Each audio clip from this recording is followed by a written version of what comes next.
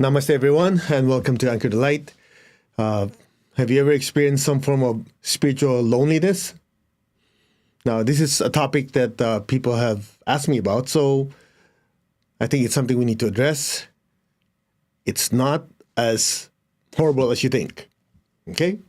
So before we start, let's ask for blessing, shall we? To the Divine Supreme God, Divine Father, Mother, to all the spiritual elders, holy masters, saints, archangels, holy angels, and spiritual helpers. Personally, to my teacher, Master Tokok Sui Mahaguji Meiling, we humbly ask for divine light, divine love. Thank you for your guidance, help, healing, and protection. Thank you, in full faith. And so it is. All right, so according to the Buddha, if you find no one to support you on your spiritual path, walk alone. And some of you go, what? Walk alone.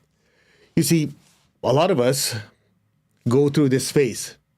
You start off getting on the spiritual path, you have people meditating with you, praying with you, going to spiritual centers with you. And then there are times when you're by yourself and you feel alone. And that could be because there's no one to support you, or it could also mean you have differences in opinion with the people around you. So the second one would be you get so excited about doing your spiritual practice, you found a meditation, you found a spiritual technique, and you start sharing with people you love, you care about. Oh, by the way, I learned that you can, when you stay more positive, you meditate, you'll have more inner peace, you won't get stressed out, blah, blah, blah. Or somebody's stressed out, that reminds you, say, all you gotta do is take a breath, focus on the positive, be centered, and people find you weird. They go, oh, you weirdo, I'm not into that airy-fairy stuff. And so you feel depressed, you feel upset, like, hey, how come these people don't get what I get? That it's so important. All right. That's another scenario. And the third scenario would be you're going through a difficult time. Everybody goes through times like that. It's almost like a dark night of the soul, as it's called. And you feel so alone. And anywhere you turn, even the people that you think support you are not there for you. And you're about to give up. Okay, so we'll talk about these things. And the last one is you're doing your spiritual practice and meditation, and somehow, this is related to the one before, you come across a certain threshold where, if you continue with your spiritual practice, you have to get rid of old habits, you have to get rid of old or belief system that do not serve you. So you're stuck between the new you, which is scary, and the old you, which is comfortable. And no matter who you talk to, nobody can give you a definitive answer. So the question is, what do you do with these? So let's start off by saying the most important thing to remember is this is your own or our own spiritual path, not someone else's. We're not doing it to please anyone. We're not doing this to get the approval of anyone. That's the first thing you have to get through to your head. Because oftentimes you go, oh, I joined this organization. I love being there. People like me, blah, blah, blah. So I enjoy being around. Okay, that's great and wonderful. But ultimately, get it through your head. If you want to have a sustainable spiritual practices, this is your own spiritual practice. As the Buddha said, do not rely on anyone for your salvation. We are in charge of our own salvation. Now, if you come from a Christian background, that's in a different context, right? In a Christian background, Jesus saved you, saved us. So, but I'm looking at this as far as our own spiritual development. Like going through school, we have to rely on our own study habits, our discipline to pass our tests.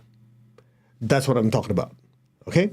So, the first thing, when the Buddha said, if you find no one to support you on your spiritual path, walk alone. Number one is to generate self-reliance. Your spiritual development is not dependent on anyone. We have teachers, we have people who support us, but ultimately, we make choices. You're not meditating for the teacher. You're not meditating for your friends. You're not doing a prayer for someone else. We're doing it because it's the right thing to do. It's for our own spiritual development and spiritual growth, period. So you do not need their approval. Because when you do things for their approval, then you're relying on someone else. Now, but how do I know what's right? That's why studying is so important. Studying is to give you a foundation of what is right and what is wrong. And I remember my teacher, Grandmaster Chokoksu, used to say, you have to study and know the virtues. Because the virtues are a set of instructions, if you will, that allows you to have guardrails, to be able to go on a path and have clarity. Give you an example. All of this is based on the law of karma.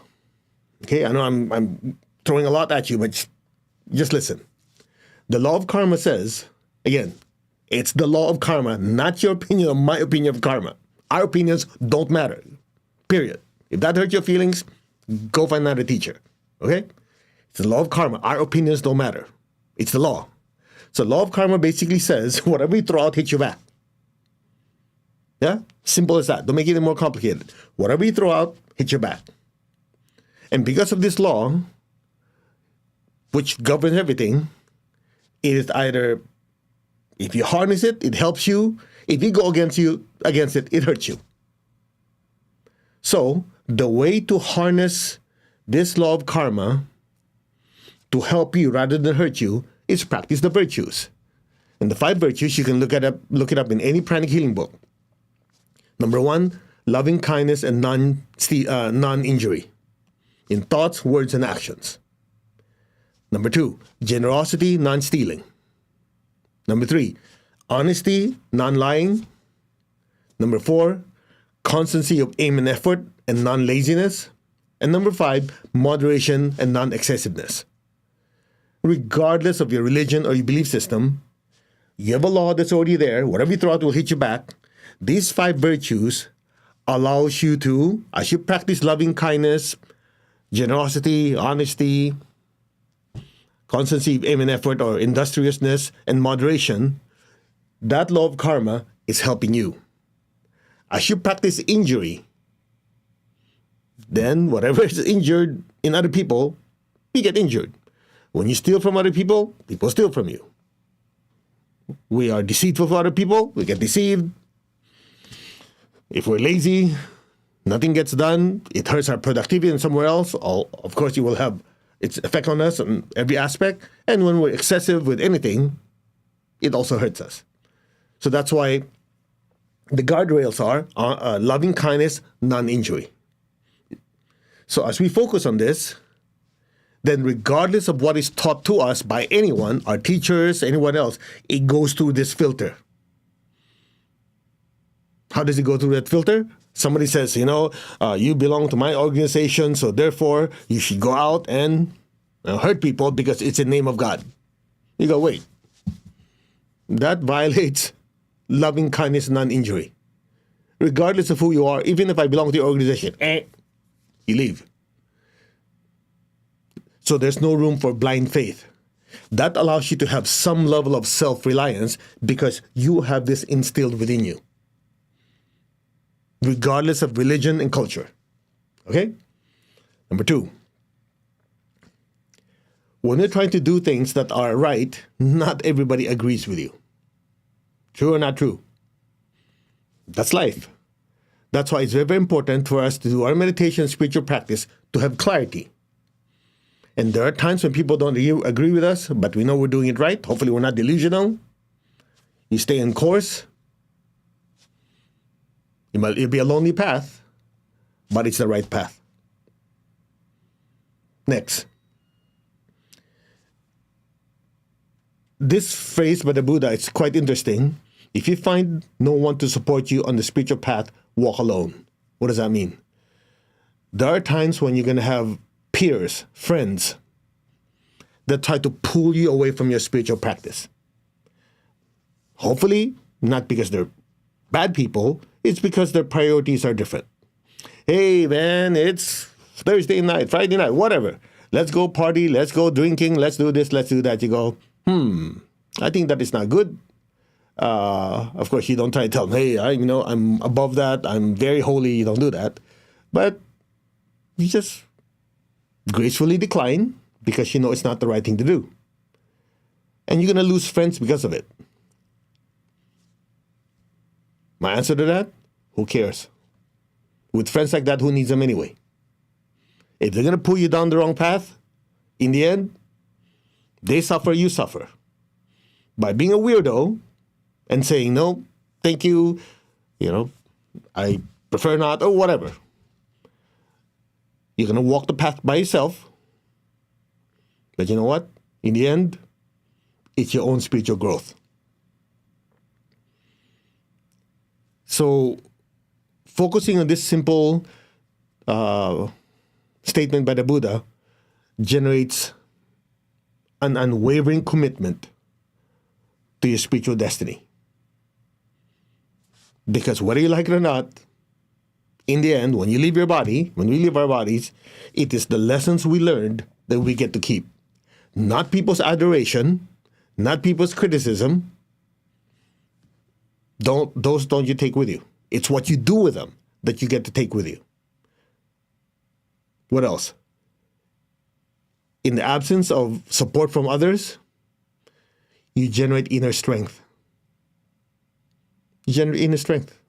In other words, my spiritual development does not depend on people's opinions. My spiritual destiny does not depend on people's approval. They don't like it, not my problem. I mean, I cannot tell you how many times it's happened to me personally, like, if people invite me to go watch a movie, do this, do that, I go, but I have a class this weekend. I have to make sure that I have enough energy to be able to teach that class. So sorry, I have to do my meditation. And some people will agree, oh, yeah, okay, that's important. Some people say, you don't need that. You're already very spiritually advanced. Try to get your ego going. I go, no, I'm good. I need to do this. So some people, their friends, I lost. Ask me if I care. I could care less. Friends like that, whatever. I don't need you anyway. I don't say that, obviously. But in the back of my mind, I go, in the inner world, I have to do what I need to do because I made a commitment to teach this class this weekend or whenever. I need to make sure my channels are clean. I have enough energy to serve all these people. These people don't agree. Not my problem. I'm not here to please you. Get the idea? It takes a lot. So at some point, you're by yourself. You're going, man, everybody's having a great time. You're having a party. I'm here by myself. You know the answer to that? So what? If anything, it builds inner strength. Right? Think of all the great athletes. I remember Tony always uses Steph Curry. The 3-point shot, Golden State Warriors. How many shots? I don't know, 10,000 shots a day, practice. Do you think he's there with 20 people doing it with him? No, he's probably by himself. You know why? He's not doing it for other people. He's not like, hey, people watching me, let's go practice. If you want to be the best at anything, do not look for adoration from other people and their approval. Do it because it's the right thing to do. And it can get lonely. But you see, loneliness is simply a certain feeling that you need approval. You need some connection. At some point, when you realize that there's a strong sense of oneness with all, that loneliness starts to diminish. That's it. And you know what else happens? And this is the good news. Just when you think it's lonely, you attract people of a higher vibration, higher frequency. People who are not needy, people who are not there to just please you, to get something from you. They truly believe that all of us are on the path. That's it. In other words, they're not there to spend time with you because they want something from you. They're there because they truly want to support you, and they probably need help from you, but they realize everybody is doing their best to spiritually develop. Translation, the quality of your friends and your peers start to change. The ones that like to complain, the ones who are not interested in their spiritual practice yet, right? They fall away. And what do? Nothing. Nothing. Is it going to be painful? Most likely. Are you going to feel lonely, at that point? Most likely. But if they're not there to support you and help you, and they're not there because they want you to support them in a positive way, rather than enabling their bad habits, let them go. It's part of life. The formula for disaster is try to please everyone. Guaranteed suffering. Okay? So focus on your spiritual practice. Know what's important. You might get lonely, might feel alone, but it's temporary. It's an opportunity for us to develop inner strength. Opportunity for us to really experience a strong connection without interference. And the good news is, once that's part of you, you know what happens? As you interact with people, you become a pillar for others. Yeah, because you're not there to please anyone. You're there because you're doing what's right. And when people need help, you're there for them. And you're helping them not because you want their adoration. You're doing them because it's part of who you are. That's it. Finished. So you could be alone and be perfectly fine. You could be with people and you could be fine. That's it. So, is it spiritual loneliness or is it solitary enlightenment?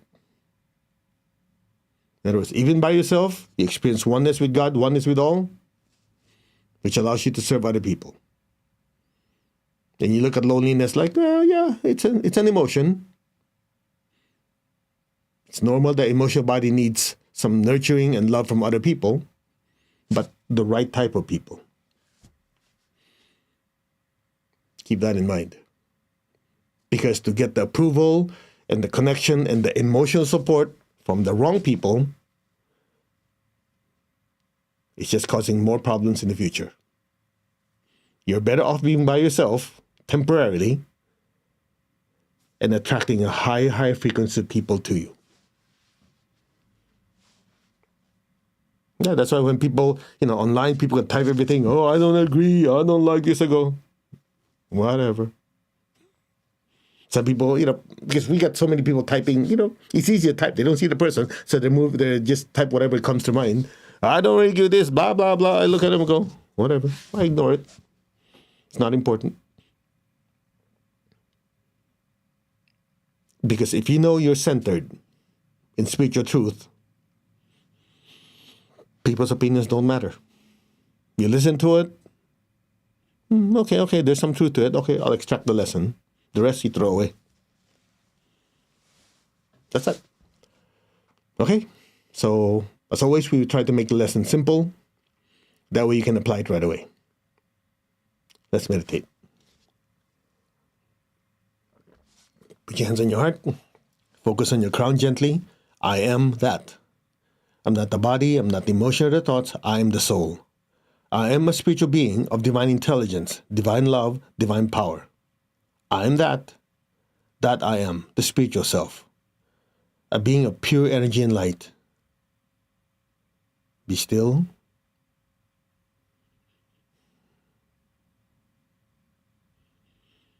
I am connected in one to my higher soul. I am connected in one to the divine spirit, the divine spark in me. I am a child of God. meaning we're still growing and evolving. We're going to screw up now and then. However, it doesn't change the fact that we are one with God. That's our universal source. I'm one with all. There's only oneness. Now open your hands in blessing. Let's do the meditation Twin Hearts as taught to us by my teacher, Grandmaster Chokok Sui. So be aware of your heart in your hands. Imagine beautiful pink light from your heart flowing through your hands and filling up the entire earth.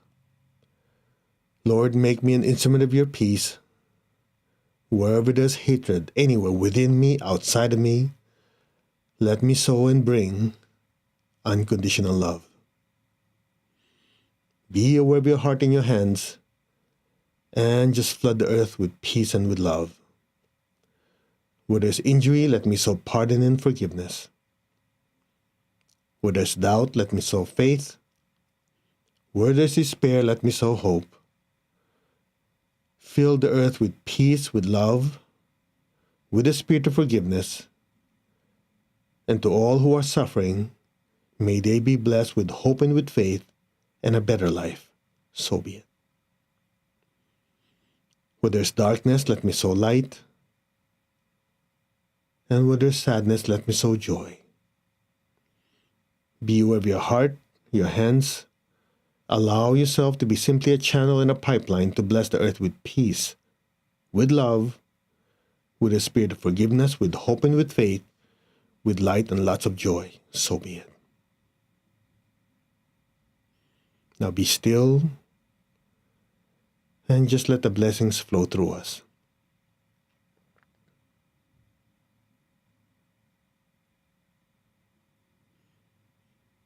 Now be aware of your heart. Take a deep breath. Be aware of your crown. Exhale. Just stay there. Be still. You might feel a pressure or a tingling on your crown. That's your crown center expanding, filled with golden light.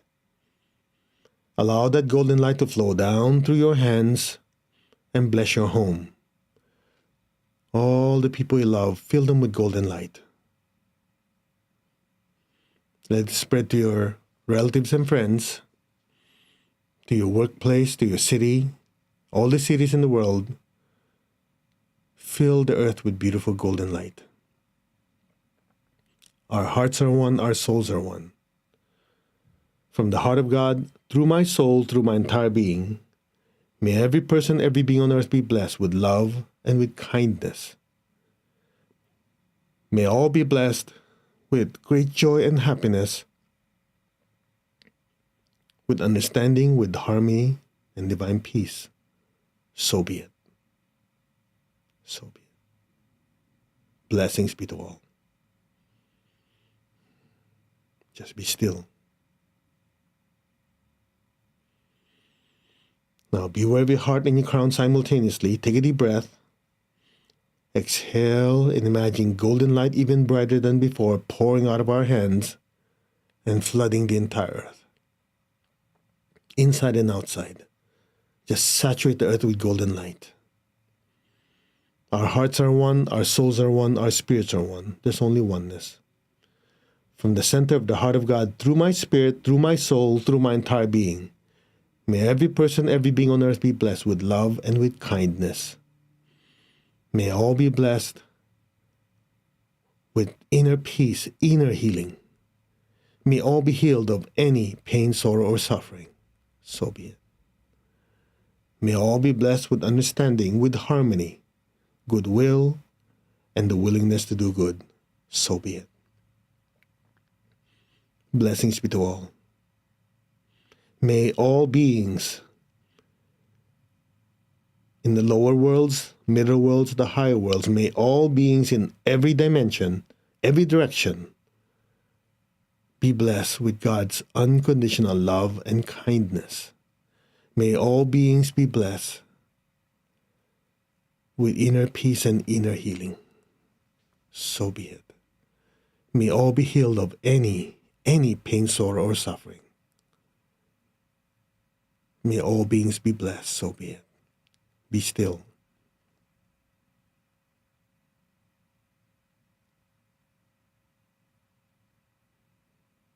May all beings be blessed by God. And so it is.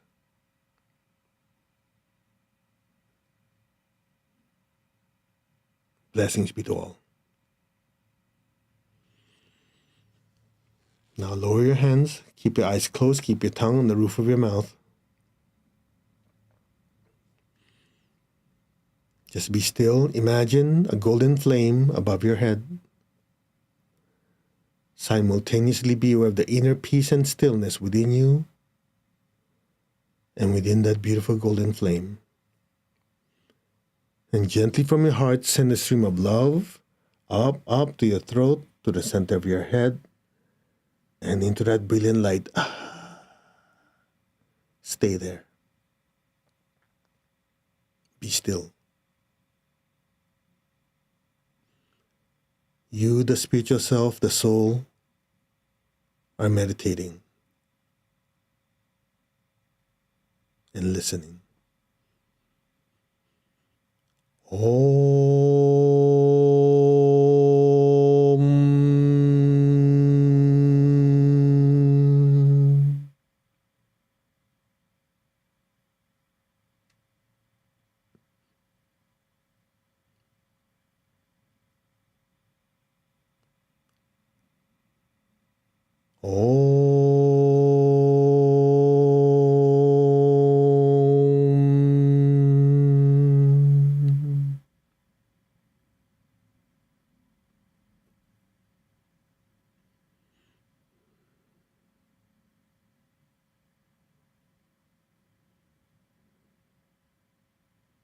Allow your awareness to just drift into that space before the next Om.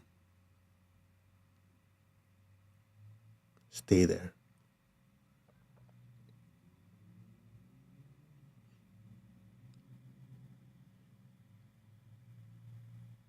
Om.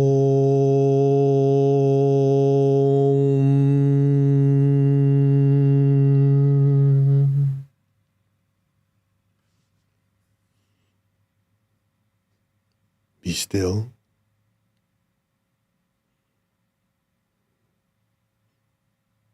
Be aware of the inner stillness and peace. Be aware of the nothingness. Be aware of your true nature.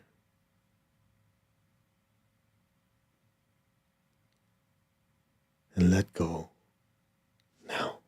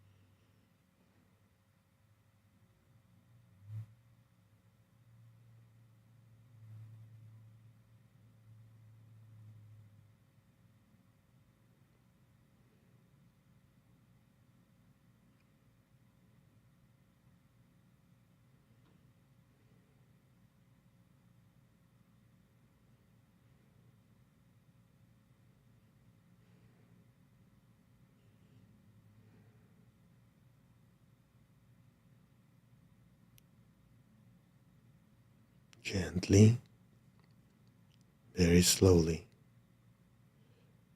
very gently and slowly, settle back into your physical body. You can move your fingers and your toes. These are the furthest away from the crown, which allows you to come back to your body faster. Raise your hands in blessing. Let's release excess energies our bodies cannot absorb. Picture the earth in front of you with all the people you love. Fill them with beautiful golden light. May all of them be blessed with good health, with much happiness, with abundance and prosperity and spiritual oneness. So be it. May all be blessed.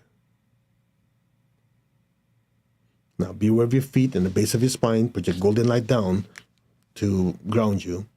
Let our beloved Mother Earth be blessed with divine light, love, and power. Let our beloved Mother Earth be healed, regenerated, and revitalized. So be it. Let's give thanks to the Divine Supreme God, Divine Father, Mother. Thank you to all the spiritual elders, holy masters, saints, archangels, holy angels, spiritual helpers. Personally, to my beloved and respected teacher, Grandmaster Chokok Sui Mahaguji Mailing, thank you. Thank you for the wisdom, guidance, help, and protection.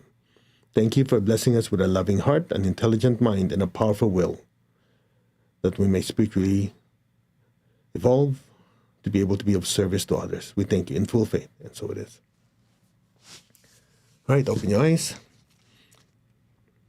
I hope it was a good meditation for you. It was short, but if you're sensitive, you notice we added some special sauce to make it a little more intense.